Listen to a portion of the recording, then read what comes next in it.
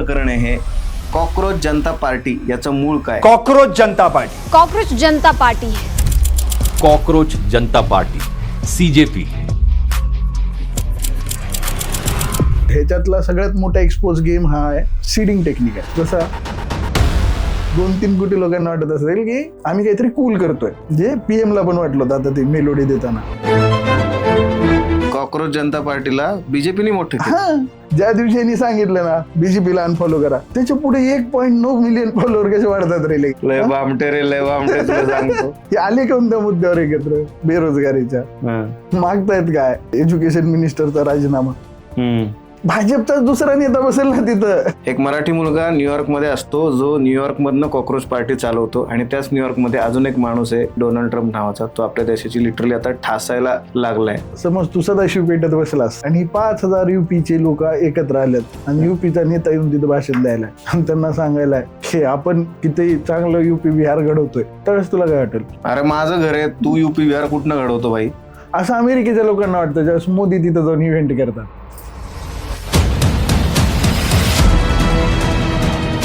अजून आपल्या देशाची खूप वाट लागणार आहे. अजून तर ट्रेलर पण नाही भाई, म्हणजे टीजर.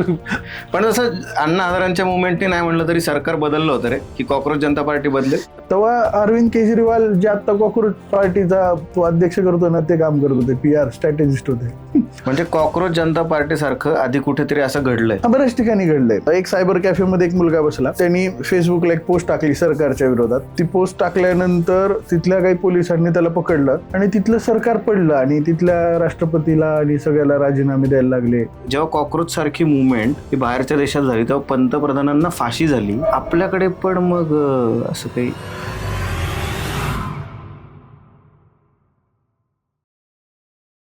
सध्या तुम्ही सोशल मीडिया उघडला ना की प्रत्येक पोस्ट काहीतरी वेगळंच घेऊन येते. म्हणजे आता मी पुण्यात राहतो तर मला हे कळतच नाही की पुण्यात सध्या पोलीस इतके का फिरतायत, रोज रात्री नाकाबंदी का होतीये, 5 जणांना जमावबंदी का केली, किंवा आता पेट्रोलचे भाव वाढणार आहेत का, मग आम्ही पेट्रोलच्या डिझेलच्या गाड्या घ्यायच्या का नाही घ्यायच्या, इथपासनं बऱ्याच गोष्टी. आणि त्यात अजून एक माशी शिंकली, ज्या माशीचं नाव आहे कॉकरोच जनता पार्टी.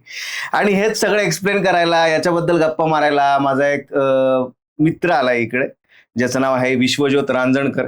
विश्वज्योत, सगळ्यात आधी थँक्यू, तो आमच्या पॉडकास्टवर आला. विश्वज्योत जो आहे तर याची ख्याती अशी आहे की तो पॉलिटिकल स्ट्रॅटेजिस्ट आहे, त्याच्यामुळे त्याला सगळ्या अशा आतल्या गोष्टी माहिती असतात. आणि म्हणलं जरा आपल्या लोकांना पण कळू दे नक्की हे पॉलिटिकल गोष्टी कशा चालतात. तुम्हाला कळत पण नाही आणि महागाई अचानक वाढून जाते आणि अशा अनेक गोष्टी होतात, तुम्हाला कळतही नाही आणि एकदम असं काहीतरी कॉकरोच जनता पार्टी येते. आपल्याला वाटतं हे सगळं खरं आहे आणि आपण त्याच्यावर विश्वास ठेवतो कारण आपल्याकडे होप्स आहेत, आपण जनता आहोत. पण त्याच्या मागे खूप काहीतरी वेगळं दडलेलं असतं. तर विश्वज्योत, सगळ्यात पहिला मुद्दा माझा, सगळ्यात पहिला प्रश्नच माझा आहे की काय प्रकरण आहे हे? कॉकरोच जनता पार्टी याचं मूळ काय? काय होतं ना, आपण जसं एखादा सिनेमा किंवा एखादी शॉर्ट फिल्म कशी बनवतो, समाजात पूर्वी काहीतरी घडलेलं असतं, त्या घटनेचा संदर्भ घेतो आणि ते रेप्लिकेट करतो, त्या ते सिनेमात आणायचं, ते स्टोरीमध्ये कन्वर्ट करतो किंवा त्याला जोडायचा प्रयत्न करतो. म्हणजे कॉकरोच जनता पार्टी सारखं आधी कुठेतरी असं घडलंय. हा, बऱ्याच ठिकाणी घडलंय. बरं. इजिप्तची क्रांती वाचली पाहिजे तू. तर एक सायबर कॅफे मध्ये एक मुलगा बसला, हुसेन शेख काहीतरी नाव होतं त्याचं. त्यांनी फेसबुकला एक पोस्ट टाकली सरकारच्या विरोधात. ती पोस्ट टाकल्यानंतर तिथल्या काही पोलिसांनी त्याला पकडलं आणि त्याला मारलं. बेसिकली तो सिमिलरली एक सोशल मुवमेंट वगैरे उभी करायचा तो तिथून प्रयत्न करत होता. मग गुगलचा एक एम्प्लॉय होता जो दुबईमध्ये होता, ठीक आहे. त्याला त्या घटनेचं लक्षात आल्यानंतर त्याने एक फेसबुक पेज काढलं आणि त्या फेसबुक पेजवरून त्याने असंच प्रसार सुरू केला सोशल मीडियाच्या मार्गाने आणि त्यांनी कंटेंट वगैरे टाकायला चालू केला. मग त्याने एक एक्सपेरिमेंट लेवलला त्याने एक मीटअप करायचा प्रयत्न केला. मग तो मीटअप सक्सेस झाला.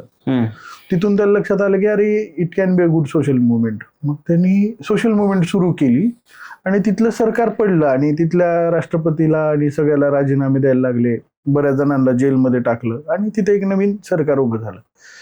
तर हा घटनाक्रम तिथला राष्ट्रपतींनी पण राजीनामा दिला. हा, म्हणजे सगळ्याला द्यायला लागला. पण ते मी तेच म्हणतोय ना, अजून एक तू काहीतरी सांगितलं होतं की पंतप्रधानांना मारून टाकलं काहीतरी. हा, मग ते ह्याच घटनेतला तो भाग आहे, त्यांना फाशी वगैरे झाली असं काहीतरी. जेव्हा कॉकरोच सारखी मुवमेंट ही बाहेरच्या देशात झाली तेव्हा पंतप्रधानांना फाशी झाली. आपल्याकडे पण मग असं काही? असं शक्य नाही ना. अच्छा. मुळात काय होतं, ऑर्गॅनिक आणि खरी मुवमेंट तर एक फॉर एक्झाम्पल घे, दलित पॅन्थर ही महाराष्ट्रातली का देशातली खरी मुवमेंट होती. तर ऑर्गॅनिक लोक जुळली होती. त्यातून नेते तयार झाले ना, आठवलेंसारखे असतील किंवा अशी सगळी नीती मंडळी उभी झाली ना. एक मिनिट, म्हणजे ऑर्गॅनिक नाहीये? नाही, 100% नाहीये. म्हणजे ते तर 100% नाही. सुप्रीम कोर्टाच्या जजनी म्हटलं बेरोजगारांना कॉक्रोच, बरोबर. सुप्रीम कोर्टाचा जज वर्सेस कॉक्रोचेस, एवढी लढाई. Oggy versus cockroaches basically. पण ह्याच्यातला सगळा कार्यक्रम एकीकडे राहिला आणि कॉक्रोचेसचा आणि जनता पक्षाचा वार चालू झाला, बरोबर. कोई सेन्स है इस बात का? हे चालू झालं. हे आले कोणत्या मुद्द्यावर एकत्र? बेरोजगारीच्या. मागतायत काय? धर्मेंद्र ते काय एज्युकेशन मिनिस्टरचा राजीनामा. धर्मेंद्र, आता समज एज्युकेशन मिनिस्टरचा राजीनामा झाला, भाजपचा दुसरा नेता बसेल ना तिथं, काँग्रेस पार्टीचा तर एज्युकेशन मिनिस्टर होणार नाही. आजची तर ती परिस्थिती सांगत नाही, खरं आहे. मग राजीनामे पाहिजेत कशाला? ह्याच्यानी फायदा होतो इतर अपोजिशन पक्षांना. ओके. आणि ह्याची सध्याचे एव्हिडन्स हे सांगतात की हा आम आदमी पार्टीशी कनेक्ट आहे. बरं, कसं काय? नाही, तो PR राहिला ना, त्यांच्या PR स्ट्रॅटेजी मध्ये काम केलेलं आहे त्यांनी. अच्छा. आणि अच्छा, ज्याची कॉक्रोच पार्टी म्हणजे ज्यांनी त्याची स्थापना केली आहे तो आम आदमी पक्षाचा PR आहे. तो सिसोदियांचा अकाउंट हँडल करायचा असं माझी माहिती आहे. ओके. अच्छा. आता मुळात हा ज्यावेळेस एका पॉलिटिकल पक्षाशी संबंधित आहे, ओके, ह्याच्या मागण्या पण सगळ्या राजकीय आहेत. म्हणजे ज्यावेळेस आपण बेरोजगारीवर एकत्र येतो त्यावेळेस आपण रोजगार कसा आणायचा ह्याच्यावरती डिस्कस केलं पाहिजे. बरोबर. बेरोजगारीवर बोलत नाही, तुम्ही राजकीय मागण्या करता, तुमच्या डिमांड सगळ्या राजकीय, तुमचं जे काही चाललंय पॉलिटिकल स्टेटमेंट, तुमचे इंटरव्ह्यूज, है ना. तुम्हाला मीडिया सपोर्ट कशामुळे मिळाला? मीडियाला वाटलं की बाबा 2 कोटी लोक फॉलो करतात, आम्हाला व्ह्यूवरशिप मिळेल. अरे तुमच्या न्यूज व्हिडिओला सुद्धा तेवढे व्ह्यूज नाहीत येते.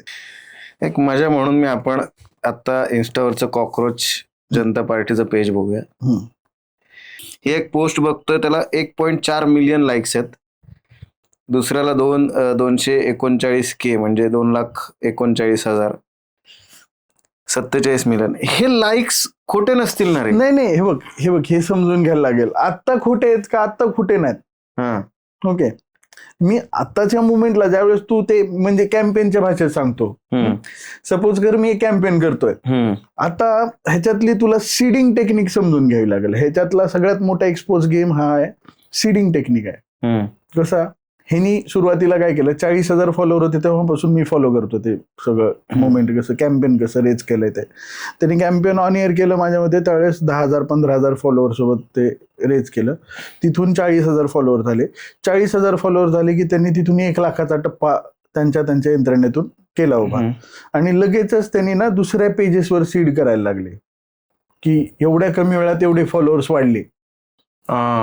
ओके. आता तुझं सोशल मीडिया पेज आहे फॉर एक्झाम्पल, तुझं व्यक्ती, तू कधीतरी दुसऱ्या पेजला फॉलो होईल असा कॅम्पेन करशील का विदाऊट पैसे न घेता? ओके. मग पेड कॅम्पेन उभे झाले, सीडिंग करणं सुरू केले, कॉक्रोचेसचे ग्राफिक्स बनवले. माझ्या मते 200-300 ग्राफिक्स यांनी सीड करायला सुरू केले. मग हे बघून काय केलं ना, आपल्या इथं एक बसलेलेच आहेत ना काही लोक. बेसिकली सीडिंग म्हणजे मी जे समजतोय ते बरोबर आहे का मला सांग? सीडिंग म्हणजे एकच गोष्ट तुम्हाला वेगवेगळ्या ठिकाणी सातत्याने दिसणं किंवा दाखवत राहणं तुमच्या नकळत. सीडिंग म्हणजे पेरणे. पेरणे म्हणजे कसं पेरणे? तुझ्या डोक्यात असं झालंच पाहिजे की काय आहे कॉक्रोच पार्टी म्हणून तू सर्च केलं पाहिजे. अशा पद्धतीचा कॉन्टेंट तयार करून थर्ड पार्टी पेजेसवर टाकणे. Right. This is what seeding. मग ह्याने सीडिंग केलं. मग सीडिंग मधून ना लोक जाऊन चेक करायला लागले. ओके. मग जसं जसं चेक करायला लागले तुला लक्षात येईल त्याच्यामध्ये बरेच सेलिब्रिटीज आले, कुणाल कामरा वगैरे, जी काही लोक सटायर करतात ती लोक सगळे सुरू झालं. हे सगळं झालं. कामरा तर येणारच. हा येणार. तो उसका काम आहे मतलब जहाँ पे बवाल बनाने हो आ गया, असं तो आला. आणि त्याच्यामध्ये तुला एक लक्षात येईल टेक्निकली हे कसं घडलं. मग आता लोकांनी काय केलं की इंटरव्ह्यू चालू केले. टीव्ही चॅनल्सला वगैरे, कारण मीडियाला पण दिसायला लागलं हाईप हाईप हाईप हाईप. मग ते हाईप उभी झाल्यानंतर सगळ्यात ज्यावेळेस सोशल मीडिया त्याच्याबद्दल बोलतो ना, त्यावेळेस ऑटोमॅटिकली अल्गोरिदम प्रत्येकाला ते सजेस्ट करायला लागतं. राहू दे म्हणून. पण ह्याच्यातलं ऑर्केस्ट्रेटेड पार्ट हा समजत नाही तुला, की एवढा सगळा कॉन्टेंट प्रोड्यूस करायला पैसे किती लागतात. एक मिनिट, म्हणजे कॉक्रोच जनता पार्टीला पैसे फंडिंग मिळत आहे? मग विदाऊट फंडिंग तू सीट कसं करशील ना, विदाऊट पैसे कसं करशील. लोकांनी घेतलं असेल अंगावर, त्यांना वाटलं असेल यांना प्रमोट करावं, हे चांगली लोक. तुला कधी असं वाटलं नाही का? म्हणजे एखादा पेज असेल बिंग मराठी, किंवा आपल्याकडे Bing Marathi one of the page आहे, बरोबर, ते ऑर्गॅनिक कंटेंट टाकतं थोडं बहुत ऑर्गॅनिक येतं है ना, पण थोडं बहुत पेड असतं ना त्यात. ती लोक काही घर चालवायला, मग काय ते काही उगे काही समाजकार्य करायला थोडीच चालवतात रे सोशल मीडियावर कुणी. म्हणजे आपण कुणीच येत नाही ना सोशल मीडिया. तर ते मुळात त्यातली ती टेक्निक आणि त्या सगळ्या गोष्टी समजून घ्यायला लागेल. कारण ह्याच्यातला भावनिक दागा जर तू बाजूला काढलास ना, ते सगळं राजकीय. हो, तो जर तू कॉन्टेंट पाहिलास सगळा, इट्स वेल प्रोफेशनली मेड ना, व्हिज्युअलायझर्सनी बनवलाय, ग्राफिक्सची टीम बसली असेल कुठं, तर मग ते व्हिज्युअलाइज झालं असेल, मग त्यांनी ते सगळं बनवलं असेल. हे असं नाही ना झालं की कोणीतरी आलं आणि बनवलं आणि टाकत गेलं ना, त्याच्यासाठी लागणारे पैसे आहेत. आता व्हिज्युअलायझर, इतका चांगला व्हिज्युअलायझर जर बेरोजगार असेल आमच्या क्षेत्रात, कारण मला मिळत नाही, तुम्हाला माहिती, व्हिज्युअलायझर किंवा प्रॉपर ग्राफिक्स बनवणारी पोरं आता मिळत नाहीत आमच्या क्षेत्रात. आणि इतक्या सहजासहजी तो कॉन्टेंट बनला, तो आला, मग ते लोक फॉलो करायला सुरू झाले है ना. आता एक सगळ्यात मोठं कॉन्ट्रडिक्शनच हे आहे की जर्नलिझम इंडियात शिकलेला मुलगा, आम आदमी पार्टीच्या DCM आणि एज्युकेशन मिनिस्टर सारख्या प्रोफाईल्स हँडल केलेला मुलगा, बॉस्टन मध्ये जाऊन PR आणि मीडियाचं शिक्षण घेणारा मुलगा, त्याने अपघाताने मुवमेंट चालू केली आहे. कळतं का तुला? अपघाताने आला, त्याने पेज काढलं, अपघात झाला, रात्री 4-5 दिवसात 2-4 मिलियन वाढले, वेबसाईट तयार झाली. आणि त्याला हे सुद्धा वाटलं की आपण राजकीय डिमांड केली पाहिजे की नीट एक्झामच्या पेपर फुटीबद्दल जातो, हे मागितलं पाहिजे राजीनामा है ना. म्हणजे काय आपण काय विचार करतो हेच लक्षात येत नाही ना इथं. असं सगळं आहे ते. एक थेअरी अशी आहे की ती खरी खोटी तू मला सांग. एका व्यक्तीने मला सांगितलं, आणि तो व्यक्ती साधा सुद्धा नाही, बऱ्यापैकी पॉलिटिकली साऊंड आहे, मोठं नाव आहे व्यक्ती, मी त्यांचं नाव नाही घेणार. ते एका व्यक्तीने मला सांगितलं की कॉक्रोच जनता पार्टी हे भारतीय जनता पार्टीचंच पिल्लू आहे, आता लोकांना काहीतरी वेगळं देण्यासाठी. अरे काय नाही रे, हे असलं काही एवढा विचार करून थोडी चालतात. मला ना ह्या असल्या थेऱ्यांवर ना, म्हणजे काय कॉक्रोच जनता पार्टी काढली, काहीतरी हे केलं, अरे ते त्यांच्या प्रश्नातून बाहेर पडणार मित्रा. ते कुठे असले पिल्ले म्हणजे मुळात हे कुणाचं पिल्लू आहे, ह्याच्या हिंट सगळ्याला मिळालेल्या आहेत आतापर्यंत, पण लोकांचं दुर्दैवानं तिकडे फोकस जात नाही. अजून 1-2 लोक मला भेटली, ती म्हणली कशी ठासली भारतीय जनता पार्टीची कॉक्रोच जनता पार्टीने, असं म्हणले. आणि पुढे म्हणले की म्हणून तर ट्विटर बॅन केलं. भारतीय जनता पार्टी घाबरली आहे का रे? अरे घाबरणं वगैरे काय प्रकार असतो का रे?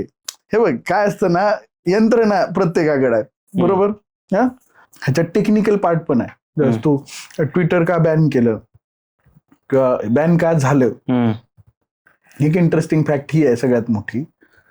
चल, बॅन होण्यामाग जे काही यंत्रणेने काम केलं असेल त्याच्या संदर्भात ते कोर्टात वगैरे पण गेल्यात.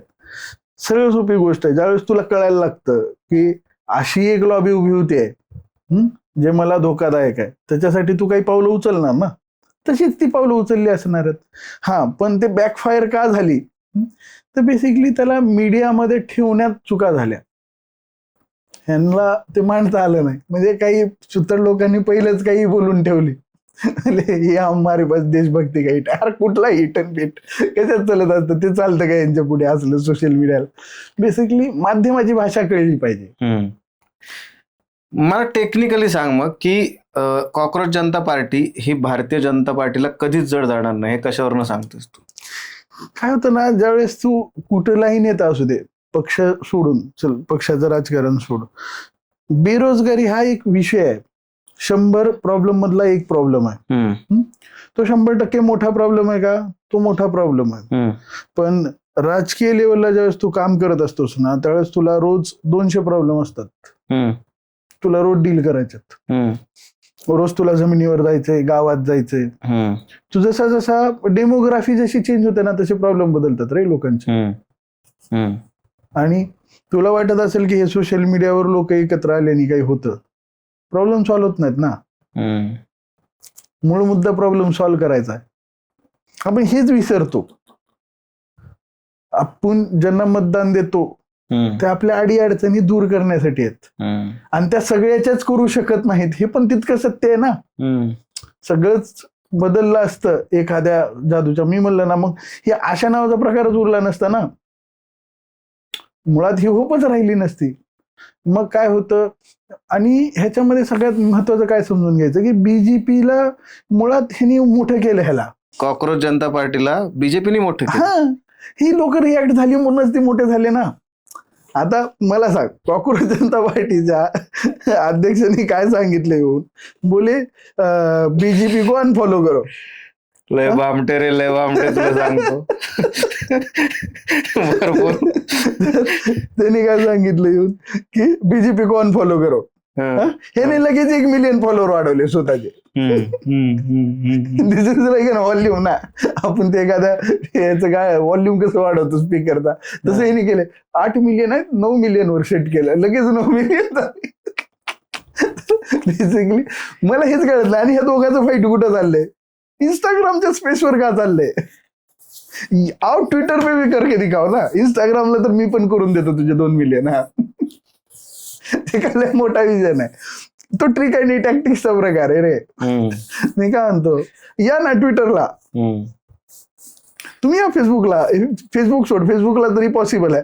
ट्विटरला या, हम्म. करा सेम फाईट.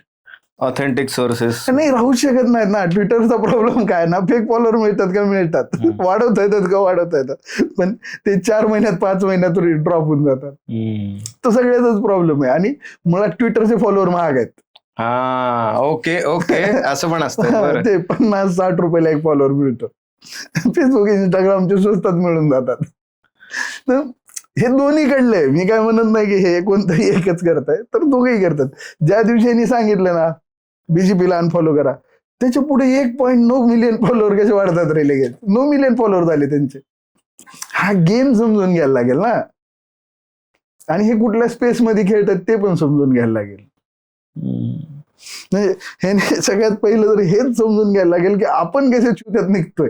गंमत म्हणजे तू हे सांगतो त्याला जोडून मी घेतो, राईट विंगची पण लोक आहेत जी बीजेपीची कट्टर भक्त आहेत, ते सुद्धा कॉक्रोच पार्टीला फॉलो करतात. मी म्हणलं का रे, का तर फिअर ऑफ मिसिंग एनिथिंग, की बाबा मी इथनं काहीतरी, हा, म्हणजे मी फ्लो मध्ये नाही आहे किंवा मला हे माहित नाही आहे. हा ना, म्हणजे आता बघ तुला एक सांगतो, एखाद्या लोकेशनला तू गेलास, बरोबर, समज ताजमहलला गेलास, तर एक बेंच आहे स्पेसिफिक, त्या बेंचवरती लोक फोटो काढतात, मागे ताजमहल दिसतो, ते सगळ्याच्या घरी असतो, बरोबर. हे सोशल मीडियाला नको आहे. त्यांचं म्हणणं असं की मी त्या बेंचवर नाही, मी त्या एकतर त्या डोमच्या वर थांबून फोटो काढीन, आयदर मी अशा ठिकाणाहून फोटो काढीन की जो फक्त माझाच असेल. ओके, ही जी मानसिकता आहे ना, ही मानसिकता कॉक्रोच बनवते. अच्छा, मग आता काय होतं की ह्यांनी कॉक्रोच जनता पार्टी काढली आहे ना, तर मी काय करेन, कॉक्रोच जनता पार्टीवरचं माझं वेगळं मत कसं आहे मी हे लिहायला चालू करून, हे लिहित लिहित लिहित लिहित ते व्हायरल होत जातं आणि त्याचे फॉलोअर वाढतात. आलं लक्षात. आणि त्या 2-3 कोटी लोकांना वाटत असेल की आम्ही काहीतरी कूल करतोय, जे PM ला पण वाटलं होतं आता ते मेलोडी देताना.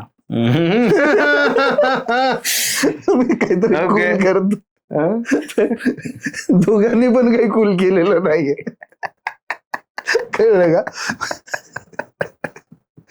लागले तिथे पेटलंय ते पेटलंय जर. थोतांड आहे बेसिकली कॉक्रोच जनता पार्टी. हा, थोतांड आहे. हे काही दिवस चालेल, काही दिवसांनी जिथल्या तिथं ज्याचे म्हणजे जी यंत्रणा जिथं लागणार आहे ते करतील. पण जसं अण्णा हजारेंच्या मुवमेंटने नाही म्हणलं तरी सरकार बदललं होतं रे, ही कॉक्रोच जनता पार्टी बदलेल? नाही, अण्णा हजारेच्या मुवमेंटनी सरकार बदललं, पण ते ऑर्गॅनिक होतं ना रे, त्यात काही लोक ऑर्गॅनिक होते. तेव्हा Arvind Kejriwal was not face ना Anna Hazare was the face. Okay. तेव्हा अरविंद केजरीवाल जे आता कॉक्रोच पार्टीचा तो अध्यक्ष करतोय ना, ते काम करत होते, PR स्ट्रॅटेजिस्ट होते. कळलं का? आलं लक्षात. अण्णा हजारेचा चेहरा होता ना. अण्णा हजारेचा आर्मीचं बॅकग्राऊंड होतं. अण्णा हजारेचा त्याचं एक ऑनेस्ट पर्सोना लोकांमध्ये होता. राळेगाव सिद्धीमध्ये गावात म्हणजे मुळात जसं रियालिटी शो मध्ये असताना बूट पॉलिश करणारा गरीब, है ना. गाण्याच्या स्पर्धेमध्ये सगळ्यात महत्वाचं काय असतं? तू बूट पॉलिश करतोस का नाही, तू गाणं म्हणतोस का नाही याला महत्त्व नाही. त्याच्यापेक्षा नाही, तुझी क्रेडिबल मिझॉनची स्टोरी आहे का, म्हणजे तुझा बॅक स्टोरी काय आहे त्याला महत्व होतं ना. तर अण्णा हजारेकडे ती बॅक स्टोरी होती. आलं लक्षात. त्याच्यामुळे त्या काळात केजरीवालांना हे चांगलं कळतं कुणाला पुढं करायचं कुठून मागे राहायचं. मग त्या आंदोलनात ते पाठीमागे राहिले, है ना. मग जसं अण्णा राळेगाव सिद्धीला आले तसं डायरेक्ट पार्टी काढली. मी कधीच पॉलिटिक्स मध्ये येणार नाही म्हणणारा माणूस स्वतःची पार्टी काढतो. पार्टी बिर्टी काढून आपणा CM PM म्हणून चालू. तेच म्हणतो ना की आता पण काय केलंय सेम आहे ना. तुला कळलं का नाही माहित नाही. औरंगाबादचा एक गरीब पोरगा, है ना, शिकायला बॉस्टनला गेला. त्याला बेरोजगारांचा कळवळ आला, तिकडे काढला. बाकी मागचे लोक सेमच आहेत ना. तर basically how it works. Main मुद्द्यावर येतो. तू इतकं सगळं सांगतोयस की हे सगळं फंडेड आहे, हे सगळं तयारीने चाललंय, याच्या मागे एक पार्टी उभी आहे. तू इतकं सांगतोयस कॉक्रोच जनता पार्टीबद्दल की हे कसं चालतंय, हे कसं चालवलं जातंय, यांना कसं फंडिंग होतंय. ध्रुव राठी, अभिजित दिपके यांचे जे नॅरेटिव्ह सेट होतात, त्यांचे जे व्हिडिओ येतात, त्या या सगळ्यांना फंडिंग कोण करतं? नाही, फंडिंग करणाऱ्या यंत्रणाच आहेत ना, पक्षाच्या यंत्रणात, है ना, प्रत्येक पक्षाच्या यंत्रणात. हे काय फक्त ध्रुव राठीलाच मिळतं अशातला भाग नाही. तुझ्या इथल्याही चॅनल्सना मिळतं, न्यूज चॅनल्सला मिळतं, एक्सप्लेनर करणाऱ्यांना मिळतं. राईट विंग वाले तर रडतात आम्हाला काहीच मिळत नाही. अरे असं कुठं असतं का? सगळ्यालाच मिळतं बाबा. सुदर्शन चॅनल चालते भारतात विथ एम्प्लॉईज. बघितलंयस कधी चॅनल? माहिती मी या क्षेत्रात आहे म्हणून बघितलं, माझ्या घरच्यांनी नाही बघितलं. तेच म्हणतो, एकाने नाही बघितलं तरी चालतं ना. म्हणजे फंडिंगच्या आपल्या आपल्या यंत्रणा आहेत ना, जिसका उसका नरेटिव्ह आहे. आणि ह्याच्यामध्ये काय ना, ह्याच्यातलं कॉर्पोरेट कल्चर आहे ना हे. म्हणजे मुळात आपण पक्षाकडे बघत असताना मी म्हणतो ना, NGO म्हणूनच बघतो की ही सगळी सामाजिक कार्य करायला आलेली लोक आहेत, समाजात काहीतरी तुझ्या माझ्या आयुष्यातल्या अडचणी दूर करायला आले आहेत, है ना, लेक्चर्स मध्ये वगैरे फिरून. तर असं होत नाही दाद्या. ह्यांचं सरळ सोपं गणित आहे, ह्यांचा धंदा आहे, धंद्याला लागणाऱ्या सगळ्याच गोष्टी आहेत. मग धंद्याला, आणि हे कुणाच्या तरी धंद्याला लागणार आहेत ना. ह्याच्यात एक कॉर्पोरेट आहे ना, भारतात बिझनेस करणारे लोक आहेत सगळे. तर मग हा सगळा पैसा तिथून फिरतो, आजही फिरतो ना. किती पैसे मिळत असतील रे एखादा असा नॅरेटिव्ह सेट करायला? साधारण किमान किती खर्च होत असेल? हे डिपेंड आहे तुझ्या क्रेडिबिलिटीवर. असतील नाही.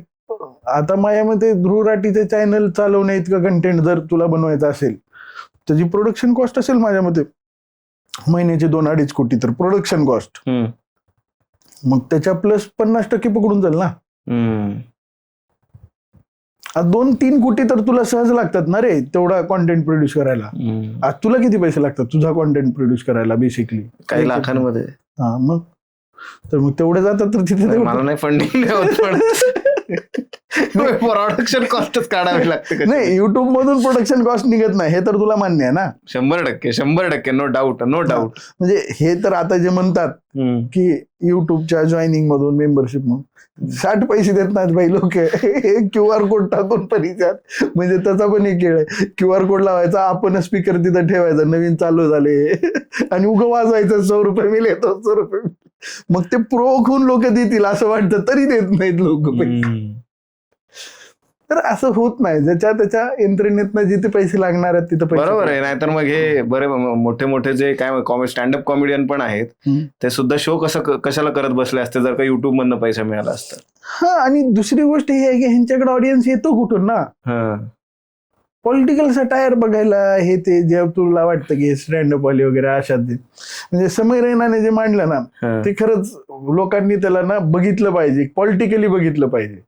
आपण काय देशाची ऍक्च्युअल परिस्थिती आहे त्याने खूप चांगलं मांडलं मांडलंय त्याच्यावर. 100%. मी त्याच्यावर लिहिलं पण होतं की खूप म्हणजे प्रभावीपणे जर देश समजून घ्यायचा असेल ना आता सध्याची पॉलिटिकल सिच्युएशन, नरेटिव्ह सिच्युएशन, तर ते बघितलं पाहिजे. स्टँड अप त्याला कॉमेडी. एक जोक अख्खी यंत्रणा काय काय करायला लावते.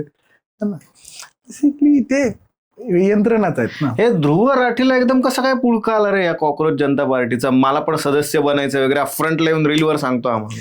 हेच आहे ना, ज्यावेळेस तुझी हाईप तयार होते हे कधी आले माहिती का? हे 40,000 फॉलोअर होते तेव्हा आले का? किंवा 1 कोटी फॉलोअर होते तोपर्यंत आले का? जेव्हा ह्यांना कळलं की अभि पेड कार्यक्रम संपलाय ना आता हे ऑर्गॅनिकली वाढायला लागले बाबा, आलं का लक्षात? म्हणजे आता ती लोक यार, आता ही लोक बघा ह्याच्यावरती ह्यांचं काय रिॲक्शन आहे? ट्रेंडिंग में हात धो. हा कॉकरोजवाल्यांचं काय रिॲक्शन असतं? काही नाही, ते काहीतरी वेगळंच बोलतात. नको तुम्ही आधी समजून घ्या मग जुडा. ह्यांना माहिती ना हे आले तर परत हे काँग्रेसचं होऊन जाईल.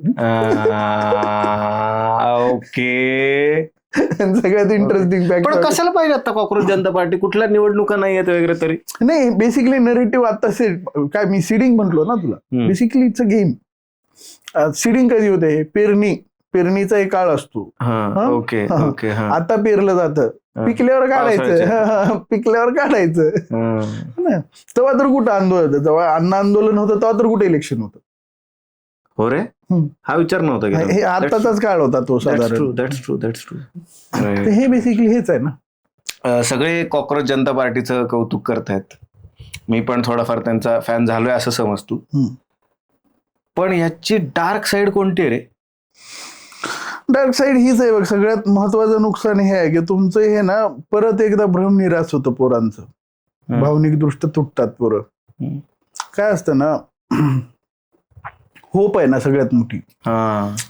तुझ्या वेळेस एखाद्याकडे विश्वासाने जातोस, एखाद्याच्या मागे, एखाद्या नेत्याच्या मागे, कुणाच्याही मागे, मुवमेंट, कुठल्याही मुवमेंट मध्ये ज्यावेळेस तू जोडून घेतोस ना स्वतःला, त्यावेळेस सगळ्यात महत्वाचा विचार तुझ्या डोक्यात असतो की चेंज. जे मला मिळालं नाही ते माझ्या पुढच्या पिढीला मिळेल, किंवा जे मला आतापर्यंत मिळालं नाही ते पुढच्या वर्षात मिळेल. एक शक्यता क्रिएट होते. म्हणजे तुला असं वाटायला लागतं की बाबा त्या कॉक्रोचेस मध्ये मी राहिलो तर कदाचित हे चेंज करतील आणि मला नोकरी मिळेल. खूप जास्त अपेक्षा नाही ना. नोकरी, एक 5-50 हजाराची नोकरी, एवढ्या छोट्या गोष्टीसाठी लोक एकत्र येतात. तिथं ज्यावेळेस त्यांना सुद्धा कळायला लागतं की झाला आपण फिरसे वोच दलदल में आ गए. पण त्याच्या मागे ज्यावेळेस ती लोक एकत्र येतात आणि पुन्हा त्याच पॉलिटिक्स मध्ये जातात, आणि मुळात भारतामध्ये गर्दी हे ॲसेट आहे. त्याच्या मागे जेवढी गर्दी त्याची राजकीय तेवढी ताकद. मी एका ठिकाणी विचार करतो की एक मराठी मुलगा जो तिकडे न्यूयॉर्कमध्ये राहतो, तो इथे कॉक्रोच पार्टी तिथे तयार करतो आणि इथे सगळं त्याचं काय म्हणू ट्रेंड सेट होतो. एक मराठी मुलगा न्यूयॉर्कमध्ये असतो जो न्यूयॉर्कमधनं कॉक्रोच पार्टी चालवतो, आणि त्याच न्यूयॉर्कमध्ये अजून एक माणूस आहे, त्याच अमेरिकेत बेसिकली, डोनाल्ड ट्रम्प नावाचा, तो आपल्या देशाची लिटरली आता ठासायला लागलाय. तर काय होईल याच्यानंतर त्याच्या ठासण्यामुळे आपल्या देशाची हालत? कारण बाकीच्या देशांची हालत तर बघवत नाही. डोनाल्ड ट्रम्पला तू खरं सिरियस घ्यायचं बंद कर. जे काही चाललंय त्याला मीडिया कव्हरेज याच्यासाठी पाहिजे, त्याला त्या एप्स्टेन फाईल्स झाकायच्या. अच्छा. आणि त्याच्या इतर मित्रांना सुद्धा त्या झाकायच्यात. अच्छा. जगात अनेक मित्र एकत्र यायची त्या इप्स्टीनच्या नाव आयलंड वरती, है ना. तर अशा अनेक मोठे मोठे कॉर्पोरेट आहेत, आपल्या इकडले पण काही राजकीय नेते आहेत. तर प्रत्येकाला ती गोष्ट लपवायची. मग डोनाल्ड ट्रम्पचं सरळ आहे की युद्ध करा, रोज काहीतरी चाळ बोला, जेणेकरून मीडिया आपला रोज त्याच्यावरती रोजीरोटी चालवेल त्याची, है ना. उगीच कशाला इप्स्टीनकडे गेलं तर अजून आपण अडचणीत यायचो, म्हणून ते काहीतरी देत असतं. पण मी तेच सांगितलं ना की मोदी आणि ही सगळी टीम ह्यांनी स्वतः कूल आणि ओव्हर स्मार्ट होण्याच्या नादात देशाचं मोठं नुकसान केलं, हे त्यांनी मान्यच करावं. ठीक आहे, ते चांगलं काम करू शकतात का? त्यांच्यापेक्षा चांगलं काम आता तरी कुणी करू शकत नाही बीजेपी पेक्षा. हा, कारण त्यांच्याकडेच पॉवर आहे. ओके, त्यांच्याकडे एक सपोर्ट पण आहे, इमोशनल सपोर्ट पण आहे देशाचा. ते करू शकतात का? करू शकतात. पण गेल्या काही काळामध्ये त्यांच्या PR स्ट्रॅटेजीज फेल झाल्या. अपेक्षा वाढत गेल्या लोकांच्या, त्याच्या आता हे सगळी फळ आहेत. देश पोखरला जातोय का काय अशी भीती वाटते, देशाची वाट लागते का काय असं भीती वाटते. नाही, मुळात काय आहे ना, सगळ्यात पहिली गोष्ट तुझ्या डोक्यातली सगळ्यात वर्स्ट सिच्युएशन म्हणजे लॉकडाऊन ना, कारण तू ती वर्स्ट बघितलंयस आणि ही त्याच्यापेक्षा वर्स्ट आहे असं जर मी म्हणलं तर. एक मिनिट, लॉकडाऊन पेक्षा भयंकर परिस्थिती येणार आहे पुढच्या हा, म्हणजे लॉकडाऊन मध्ये कमीत कमी तुला ते तर होतं ना की तुझा कुठं तुला 200 रुपयाला पेट्रोल घ्यायची गरज नव्हती. हो, है ना, तुझ्या खिशात पैसे, तुझा एखादा माणूस ऍडमिट आणि तुझ्या खिशात तेवढे पैसेच नसतील तर, आणि त्यावेळेस सरकारी यंत्रणाच भिकारी झाली असेल तर त्यावेळेस कमीत कमी सरकारी यंत्रणेकडे पैसे होते. हो, लॉकडाऊनच्या हा, तुझा इलाज करायला. आता तेही नाहीत. तुला समजून घ्यायला लागेल. मुळात सगळ्यात मोठा प्रॉब्लेम आहे, ही सिच्युएशन पुढच्या 5-6 महिन्यात इतकी वर्स्ट होत जाईल की कदाचित तुला जगावं की मरावं हाच प्रश्न पडेल लोकांना. बापरे. आणि हे माझ्या मते हे तुमच्या डिसिजन मेकिंगचं जे काही राजकीय डिसिजन मेकिंग आहे ना, डिप्लोमॅटिकली ज्यावेळेस तुम्ही हरताना, मी काय म्हणतो, बॉर्डरवर सैनिक तेव्हाच मरतो जेव्हा दिल्लीत लोक हरतात. पहिल्यांदा दिल्लीत लोक हरतात, मग बॉर्डरवर लोक मरतात. आणि देशात लोक तेव्हाच अडचणीत येतात जेव्हा तुम्ही आंतरराष्ट्रीय पातळीवरती हरता. आणि ज्यावेळेस म्हणजे इराण, इस्रायल ह्या सगळ्या युद्धाचे हे परिणाम आहेत, तर ह्याचे किती परिणाम असू शकतात त्यापेक्षा तुमच्या डिसिजन मेकिंगचे परिणाम जास्त आहेत. जेव्हा युद्ध सुरू झालं त्यावेळेस तुमच्याकडे इनपुट होत असतातच ना, असं होत नाही की तुमच्याकडे इनपुट नसतात. पण मुळात परिस्थितीच अशी आहे, निवडणुका ज्यावेळेस येतात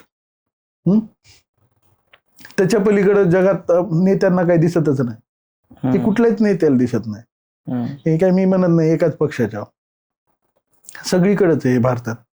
2-2 हजार रुपये सरसकट महिलांच्या अकाउंटवर टाकून देतात.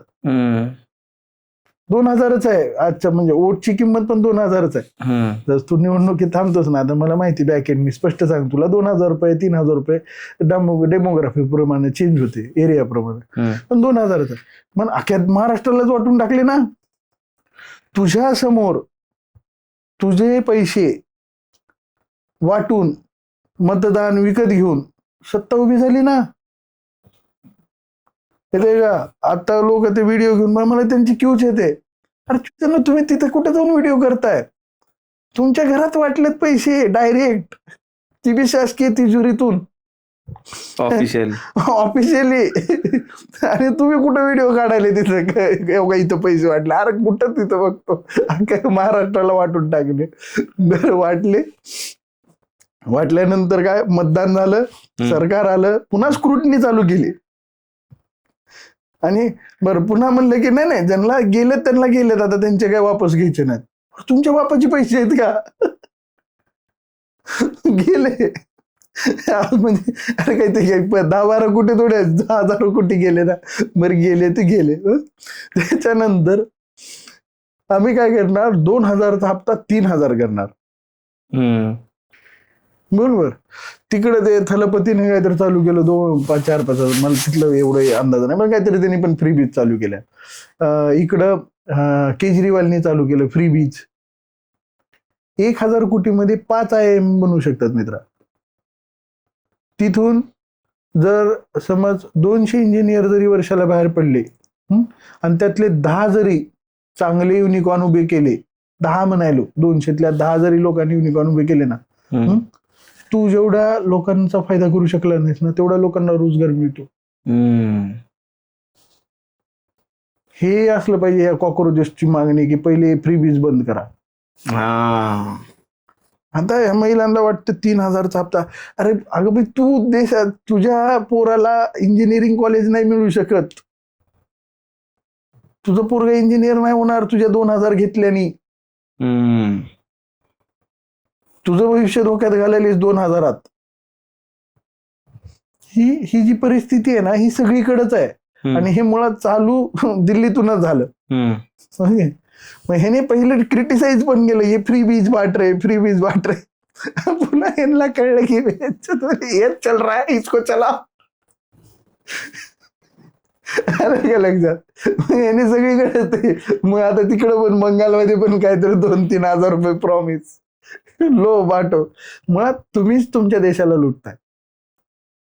बापरे बाप. कळतं का? तुम्ही तुमच्या देशाचं भविष्य तुमच्या 2-3 हजारापायी धोक्यात घालता. ह्याच्याने काय, आणि 900 कोटीमध्ये किती सुंदर एम्स, IIT उभ्या होऊ शकतात. कमीत कमी 5 IIT उभ्या होऊ शकतात. बरोबर. आणि त्या IITतून काय घडू शकतं? अरे म्हणजे मी अशा बाया पाहिजे, करोडोपती लखपती बाया ह्या लाडकी बहीण योजनेचा पार्ट होते. काय सांगतोस तू? म्हणजे आपण किती नीच आहोत हा विचार केला पाहिजे ना आपण स्वतःच. मी पाहिले रे चांगल्या घरच्या, ज्याच्या घरी महिन्याला 70-80 हजार रुपये सॅलरी आहे, अशा बाया जाऊन लाडकी बहीण योजनेत एनरोल्ड होत्या. ह्यांना पण तेच पाहिजे होतं. हा फक्त आणि मुद्दा लाडक्या बहीण योजनेचा नाही, अशा ज्या ज्या योजना आहेत ज्या फुकट पैसे वाटण्याला, फुकट देण्याला प्राधान्य देतात, त्याच्यामुळे देशाची वाट आता लागते. ते काय करणार? आता 2100चं काहीतरी आहे ना हप्ता, तो माझ्यामध्ये इलेक्शनच्या जवळपास आले की 3-4 हजार रुपये करून टाकणार. पण यात सगळ्या फ्री गोष्टी दिल्यामुळे देशाची वाट लागते. आपण भिकारी होतोय. बरं, एक इंटरेस्टिंग पार्ट सांगू का तुला? आज जे हे लाडकी बहीण योजना वगैरे सोड, ह्याच्या आधी 1000 रुपयात तुझ्या घरी किराणा यायचा. चल आता लाडकी बहीण योजना तुझ्या खिशात 2000 रुपयात, खरेदी करून दाखव तुझा किराणा त्या 2000 रुपयात. दुप्पट पैसे येतात तुझ्याकडं, तू नाही करू शकणार. कारण यंत्रणेने ते पैसे तुमच्या अकाउंटला टाकून स्वतःच्याच अकाउंटला ठेवल्यात. कळलं का? ते तुमच्या अकाउंटचे पैसे कसे त्यांना वापस घेऊन जायचे ते त्यांना चांगलं माहिती आहे. बेसिकली ह्या सगळ्या गोष्टी आहेत रे, हे लोकांना नाही कळत. लोकांना असं वाटतं की आपल्याला काहीतरी शासन देतंय. थोडक्यात आपल्या देशाची वाट ट्रम्प नाही, आपली व्यवस्था लावणार आहे. हा म्हणजे काय होतं ना, ज्यावेळेस तू खिडकीतून बाहेर बघतोस आणि तुला लक्षात येतं की 2-4 हजार UP बिहारचे लोक एकत्र येऊन रॅली करायलेत, काय वाटतं तुला? मला वाटतं चायला मायला तर घरातच घुसल्यासारखं वाटतं, खरं सांगायचं तर कोणतं. हा ना.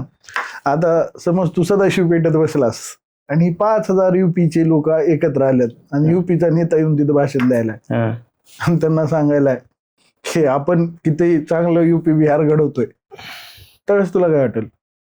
अरे माझं घर आहे, तू UP बिहार कुठनं घडवतो भाई? माझ्या जागेत तू का आलायस? बरोबर.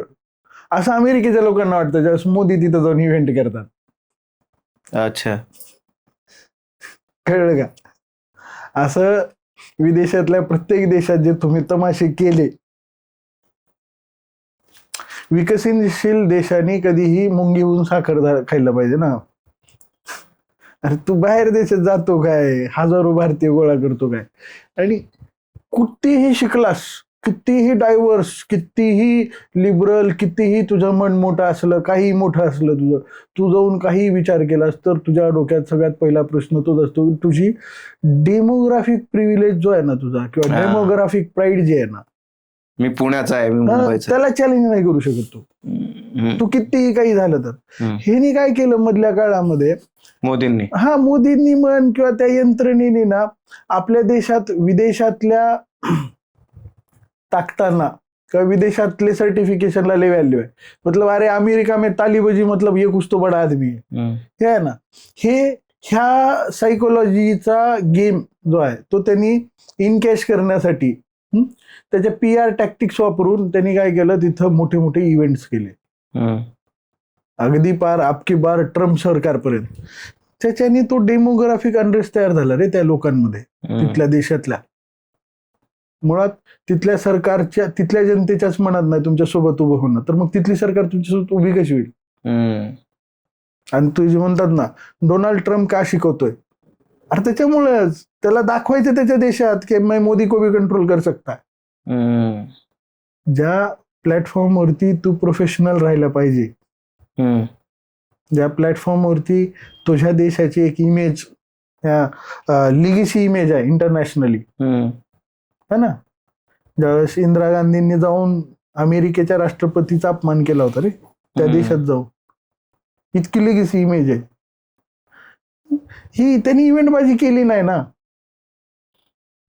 मुळात अनरेस्ट उभा होईल किंवा त्या जनतेला कुठंतरी असं वाटेल बाहेरची लोक येऊन आमच्यावर राज्य करतील अशी भीती वाटेल, असे इव्हेंट करण्याची काय गरज होती. मुळात हे मोदींनाच नाही कुणालाच करायची गरज नव्हती. मधल्या काळात झाले. काय होईल पण सध्या जे काय चाललंय बाकीच्या देशांचं आपण बघतोय, सगळ्या देशांची वाट लागते. पेट्रोल वाढतंय. पेट्रोल ह्या आठवड्यात 2 वेळा वाढलंय थोडं. हे तर सुरुवात आहे ना. ट्रेलर तो बहुत बडना आहे. अजून आपल्या देशाची खूप वाट लागणार आहे. म्हटलं हे अजून तर ट्रेलर पण नाही भाई, म्हणजे टीजर, मोशन पोस्टर. बापरे, हे तर मोशन पोस्टर लॉन्च आहे. काय होणार मग सामान्यांचं याच्यामध्ये? काय काय बघावं लागण्याची शक्यता खूप जास्त वाटते पुढच्या. म्हणजे प्रत्येक प्रकारची मानसिकता तयारी ठेवली पाहिजे ना. आता लागणारच आहे. ज्या पद्धतीची आकडेवारी आहे, बॅलन्स शीट खोटं बोलत नाही ना. ज्या पद्धतीची बॅलन्स शीट सध्या आपली आहे त्या पद्धतीने आपण हा विचारच नाही करायला पाहिजे. काय चाललंय आणि काय होईल त्याच्यासाठी माणसांनी प्रिपेअर राहायला पाहिजे. हा व्हिडिओ आपल्याला माणसांना वाचवण्यासाठी पण आहे. तर नाही, आता हे बघ, मी त्यातला तज्ज्ञ नाही का, आपण कुणीच तज्ज्ञ नाही, पण ज्या पद्धतीची राजकीय परिस्थिती आणि ज्या पद्धतीची राजकीय भीती, मी ज्या क्षेत्रातलं एक्सपर्ट आहे ना, ते मी आज अनालिसिस करू शकतो की इतकी हातबलाने इतकी घाबरलेली व्यवस्था मी कधीच बघायला नाही. आलं लक्षात? मुळात ते हे इलेक्शनच्या पूर्वीपासूनच ही परिस्थिती आहे. कदाचित त्यावेळेस निवडणुकीसाठी सब चंगा सी था. आणि आता मला बंगालच्या निवडणूक झाल्या आणि लिटरली महिनाभरात पुढच्या पेट्रोल वाढले रे. महिन्याभरात कुठं, अजून महिना तर कुठं पूर्ण झाला होता. त्याच्यात कुठल्या तर पंजाबच्या कुठल्या तर रॅलीत ते बोलले ना तसं. मुळात हेच मी परत सांगतो ना तुला की नाही रे, हे इतकं सोपं समजून घेण्याचा प्रकार नाही. फक्त राजकीय यंत्रणा तुटले हे समजून घेतलं पाहिजे. आणि त्यांनी इलेक्शनच्या पहिलेच प्रिपरेशन स्टार्ट करायला पाहिजे होतं. हे 100% सत्य आहे. ह्याला कुणीच नाकारू शकत नाही. मला सांगेल, लोकांना इतकं वेळात काढलं जातं आणि ह्यात लोकांची चुकी आहे का गव्हर्नमेंटची चुकी आहे? मुळात वेड्यात काढलं जात नाही. हा इमोशनल इंटेलिजन्सचा खेळ आहे. Okay, no one is full. आज तरी कुणीच वेड नसतं, कुणीच शहाणा नसतं. ओके. अल्बर्ट आईन्स्टाईन कधीच पंतप्रधान होऊ शकत नाही, माहिती आहे का? बरोबर. किंवा आपण काय म्हणतो, अरे किती अशिक्षित माणूस आहे, साला एक कैसा देश चला रहा है. तो शिक्षित नाही. आता मी मोदीजींचा व्हिडिओ बघितला 2-3 दिवसापूर्वी, फ्लुएंट इंग्लिश बोलत. कुठेतरी तमिळनाडू मध्ये का काहीतरी ते सांगत होते की न्यूज चॅनल चालवणं काही माझी जबाबदारी नाही, है ना. तर तुला लक्षात येईल, हे शिकलेली माणसं आहेत.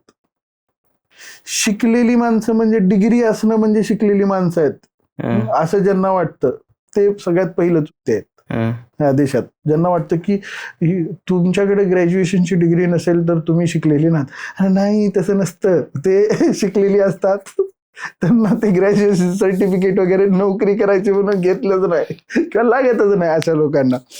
आता मग तू जे म्हणाला मूर्खात कसं काढलं जायचं, मूर्खात दोन्ही बाजूनं काढलं जातं.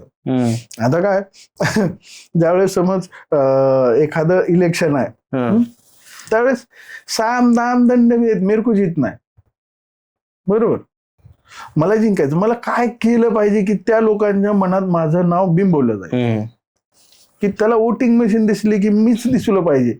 ह्याच्यासाठी जे काही करायला लागतं ते करतात. आता मूर्खात काढलेलं सगळ्यात चांगलं उदाहरण बघ, फार्मर प्रोटेस्ट. देशात फार्मर प्रोटेस्ट चालू होतं, ते इतकं लोकांमध्ये इम्पॅक्ट केलं होतं. जसं हे कॉक्रोच आता यांना जे वाटतंय ना त्याच्यापेक्षा खूप मोठा मुवमेंट होता तो. कॉक्रोचेस पेक्षा मोठं आंदोलन होतं ते. क्या करणे है इसको, आपण फार्मर का नाम ही नहीं लेंगे ना. ते कीवर्डच डिलीट करून टाकलं त्यांनी, आता अन्नदाता वापरतात. ओके, मग ते हळूहळू वेळ गेला. आता तू प्रोटेस्ट विसरून गेले लोक.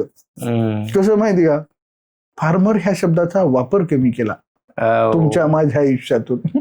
मग ते आंदोलन कशाला लक्षात राहत. बेसिक हेच गेम आहेत. ओके, बरं, आता हे झालं सरकारच्या बाजूने, जनता पण काढते असं येड्यात. आता तुला एक एक्झाम्पल सांगतो. आम्ही एका नगरसेवकाच्या प्रोफाईलवर काम करत होतो निवडणुकीचा काळ. आमच्या क्लायंटने काय केलं, मुले काही बी करायला लागेल, आपल्याला निवडून तर आणायचं भाई, पैसे वाटायला लागते. पैसे वाटले, सगळीकडे पैसे दिले, सगळं झालं. मग ते रिक्षा वगैरे ठरवून द्यायला लागतो ना त्यांना. त्या दिवशी वोटर ही म्हणजे उसका रुबाब आल्या करायचा. मग त्या दिवशी त्यांना रिक्षा ठरवून दिला. मग ते रिक्षावरती नंबर लिहितात, 1 नंबर 2 नंबर 3 नंबर, ते वस्तीवर लिहिलेले असतात. मग 100 लोक आले, 200 लोक आले, ते लिहून घेतात की आपण एवढे पैसे वाटले तर तेवढी लोक आली का मतदानाला.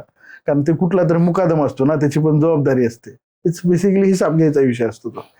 मग त्यांनी 2-2 हजार रुपये वाटले 4 दिवस आधी. सगळं झालं, सगळे रिक्षा आले, एका वस्तीतली लोकच आली नाहीत रे. मग हे सगळे गेले, बोले 2-2 हजार दिले तर वस्तीतली लोक कसं काय मतदानाला आले नाहीत. ते सगळं झालं. ते म्हणे नाही साहेब, ते समोरच्याने आम्हाला 3,000 रुपये देतो म्हणलं ना. मी म्हणले तुला 2,000 आम्ही आधी दिलेत ना, म्हणून तर गेला नाही मी. म्हणून तर मी ते 3,000 घेतले नाहीत, कारण तुम्ही 2,000 दिलतो. पण आता लोक म्हणाले ती 3,000 रुपये उलालेत, मग आपण कसं ह्यांना द्यायचं मतदान. मी म्हणलं थोडं थांबा, त्यानंच याची बाजू घेऊन म्हणलं थोडं थांबा, भैया इकडे येतात. मग हे ना म्हणलं सकाळपासून फोन करायला काय झालं, भैया तुम्ही यावं लागतं का नाही, लोक मला काय म्हणतात. मग बरं याने गेले, पैशाचं काय. मग ह्याने म्हणले 3,000 देतो. 3,000 कसं ऐकताल, आता समोरचे तेवढे देऊच लागलेत ना, तुम्ही काय करा 3.5 द्या म्हणला. ह्या बिचाऱ्याने काय केलं, पहिलं 2,000 दिले ते 1,500 रुपये पुन्हा वाटला. पुन्हा म्हणला ही रिक्षापेक्षा नाही, एकदा टेम्पो आणा ना, सगळ्यालाच घेऊन जाऊ म्हणला. हे काय जाणं येणं लय वेगळं होतं म्हणून. मग ती रिक्षा बाजूला ठेवला, मग एक टेम्पो तेवढी लोक बसून घेऊन जाऊन मतदान झालं. पण दुर्दैवानं ती काय क्लायंट निवडून आला नाही. त्याचं रिझन पण आहे, कारण काय होतं की सगळ्याच गोष्टी पैशाने होत नाहीत. तर प्रयत्न होता पैशाने व्हायचा, पण होत नाही. आणि ही व्यवस्थाच अशी आहे रे, मुळात लोक सुद्धा ह्यांना लुटतात. आणि मी लिजिट सांगतो, आता लोकांना कळले. आता हे खरं तर ना राजकारण्यांनी पण बंद केलं पाहिजे. मी एवढे राजकारणी रडताना बघितल्यात की साले पैसे वाटले नाही, तिथून फार शेत घाण ठेवून. बरं काय ह्यांचे पैसे जेन्युइनलीच भ्रष्टाचारातलेच असतात, असे नसतात बरं का बऱ्याच जणांचे. त्या काळात आज माझ्याकडे पैसे नाहीत, आता ते काय यंत्रणा आलं ना, मग मी काय केलं की भाई शेत विकून टाकलं, निवडून आल्यावर घेता येईल, काही विकून टाकलं. मग हे असे करून पैसे आणतात. ह्यांची पण बाजू समजून घेतली पाहिजे ना. आणि हे साले वाटतात. आणि आता पहिलं काय होतं, पहिले हे कुठं वाटतात, हे काही उच्च भूवस्थित वाटत नाहीत ना, हे कुठं वाटतात आपल्या स्लम एरियाज वगैरे. पण आता ती लोक एवढी हुशार झाल्यात, काय पैसे घेतात, ज्याला मतदान करायचं त्यालाच करतात. कारण ह्याला कळलं आता काय, ह्याला काही शाट कळत नसते. आणि बाहेरून म्हणतात साहेब मी केलं तुम्हाला मतदान, तुम्हाला कळलंच नाही. तो सगळा खेळच आहे हा. आणि आता ते काही लोक पैशानं मतदान वगैरे सगळा तो काळ गेला, म्हणजे खरंच गेला. आता काही गिनत नाही लोक, घ्यायचं पार्टी करायचं. का प्रत्येक युगामध्ये, प्रत्येक डिकेडमध्ये असं सतत घडताना आपल्या देशामध्ये दिसतं की आपली भारतातली जनता त्याच ट्रॅपमध्ये अडकते. मग परत एक कोणतरी अण्णा हजारेंसारखं येतं, आंदोलन घडतं, मग परत गव्हर्नमेंट बदलतं, मग परत कोणतरी कॉक्रोच पार्टी नावाने काहीतरी, जनता पार्टी नावाने काहीतरी घेऊन येतं, परत सगळं ढवळायला लागतं. पण एवढं सगळं करून सुद्धा आपल्यासारखीच जनता लॉकडाऊन मधलं जाते, आपल्यासारखीच जनता पेट्रोलच्या भावाकडे जाते, महागाईकडे जाते.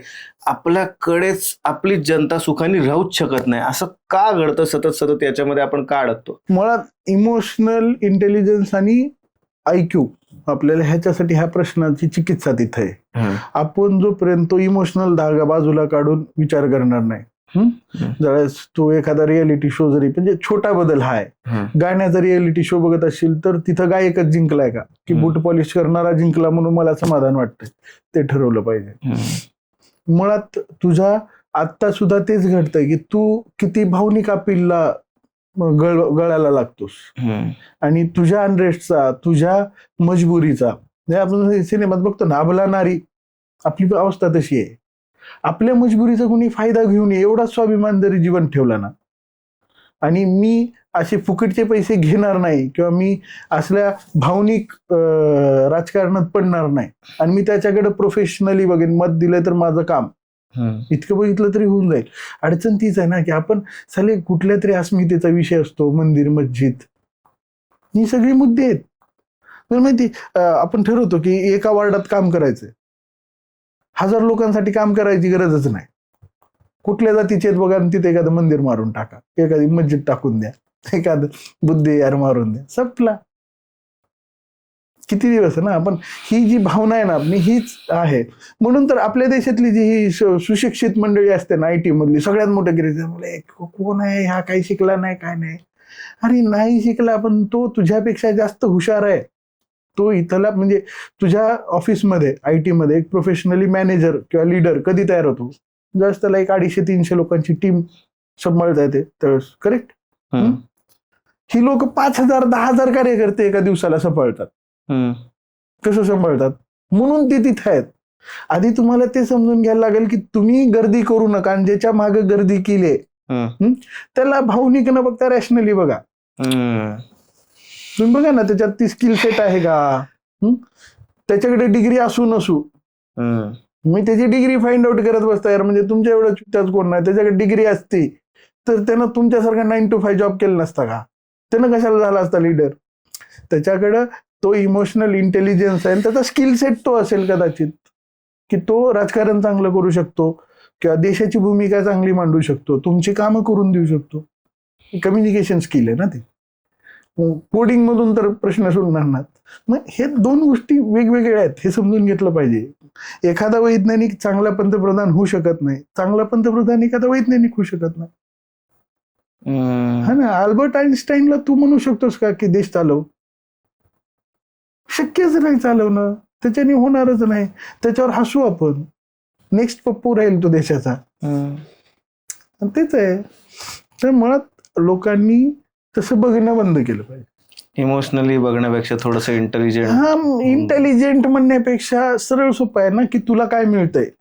एखाद्या दुकानात 10 रुपये दिलास तर 10 रुपये तुला काय मिळतं हे माहिती. मग तू जर एखाद्याला मतदान केलास तर तुला माहित पाहिजे की त्याच्याकडनं गटार मिळाली पाहिजे, है ना. आता तुला असं वाटतं की आमदाराकडनं गटार मिळावं आणि नगरसेवकाकडनं मटन पिटन मिळावं पार्टी, असं नाही ना चालणार. तुला गटार ही नगरसेवकाकडनंच करून घ्यावी लागेल. शहरातले मोठे प्रश्न आमदारांनी सोडून, हा ना, शहरातले मोठे प्रश्न हे आमदारांनी केले पाहिजेत, खासदारांनी हे काम केलं पाहिजे. अर्ध्याच्यावर लोकांना हेच माहित नाही कुणाचं काय काम आहे. भाषण झाले की आपण चलो कमल का बटन, काँग्रेस का बटन, दॅट्स इट. ते आपण एका दिवसाचीच प्रोसेस समजून बसलोय त्या मतदानाला, ही सगळ्यात मोठी अडचण आहे. मला असं या सगळ्यामधनं बाबासाहेब आंबेडकरांचं वाक्य आठवलं. किती महत्वाचं वाक्य आहे बघा की बाबासाहेब आंबेडकर म्हणतात की शिका. जिथे शिका ते म्हणतात तिथेच तुमचा आत्ता इमोशनल गोष्ट तुमची बाजूला ठेवा. शिका, समजून घ्या सगळं. शिका, त्याच्यानंतर संघटित व्हा आणि मग संघर्ष करा. जर का हे वाक्य जरी आपण अंमलात आणलं ना तर त्याच्यानंतरच कुठेतरी जातीपातीच्या नावाखाली आपण लढण्यापेक्षा आपण एखादा रोड दुरुस्त होत नाहीये, आम्हाला चांगले रोड मिळणार नाहीत तोपर्यंत आम्ही रस्त्यावरचे दंडच भरणार नाहीत, असं काहीतरी सुरू होईल. मला वाटतं आपले मुद्देच चुकलेत. मला वाटतं आपलं बघण्याचा दृष्टिकोनच चुकलाय. त्यामुळे आपल्याला इमोशनल क्वोशंट जर का आपल्याला वाढवायचं असेल किंवा आपल्याला इंटेलिजंट क्वोशंट सुद्धा जर का वाढवायचं असेल तर त्याच्यावर एकच पर्याय आहे की ते म्हणजे तटस्थपणे सगळीकडे बघणं की कोण आपल्याला वेड्यात काढताय कोण नाही. तर हा भाई तो दादा, याच्यामध्येच आपला देश कधीतरी संपेल आणि परत एकदा इंग्रज नाही दुसरं कोणतरी येऊन आपल्यावर राज्य करून जाईल, आपल्याला कळणारही नाही. आणि कदाचित आपल्याला हेही माहित नाही की आत्ता आपल्यावर कोणी राज्य करतंय का. अशा परिस्थितीत नसेल राहायचं. तर मला वाटतं विश्वज्योत तू जे सांगितलंयस ते खूप महत्वाचं आहे. आणि थँक्यू, तुझंही थँक्यू. कारण अशा प्लॅटफॉर्मवर येऊन चर्चा करायचं कधी संधी मिळाली नव्हती, किंवा असं कधी PR म्हणून मी कधीच कम्फर्टेबल झालो नाही कोणासोबत बोलायला जितकं मी आज इतकं कम्फर्टेबली बोलतो. ऍक्च्युली 2 कारण आहेत. ठीक आहे, म्हणजे मी कट्टा आपण करतोय हे पण, आणि दुसरं कारण की आपल्याला खूप चांगला मुद्दा मिळाला कॉकरोच. ते आहे, त्याच्यामुळे मजा आली. सो कॉकरोचला पण असंच ब्लाइंडली फॉलो करू नका. बघा त्यांचे काय आहेत, त्याची क्रोनॉलॉजी समजून घ्या, किंवा तुम्ही कॉकरोच होण्यापेक्षा तुम्ही काहीतरी वेगळं काढा, त्याला आम्ही फॉलो करू, है ना. येस. सो धन्यवाद विश्वज्योत, तू आलास. आणि पुढचा कुठला विषय आम्ही घेऊन येऊ ते सुद्धा आम्हाला कळवा. भेटूयात. Bye bye. Bye bye.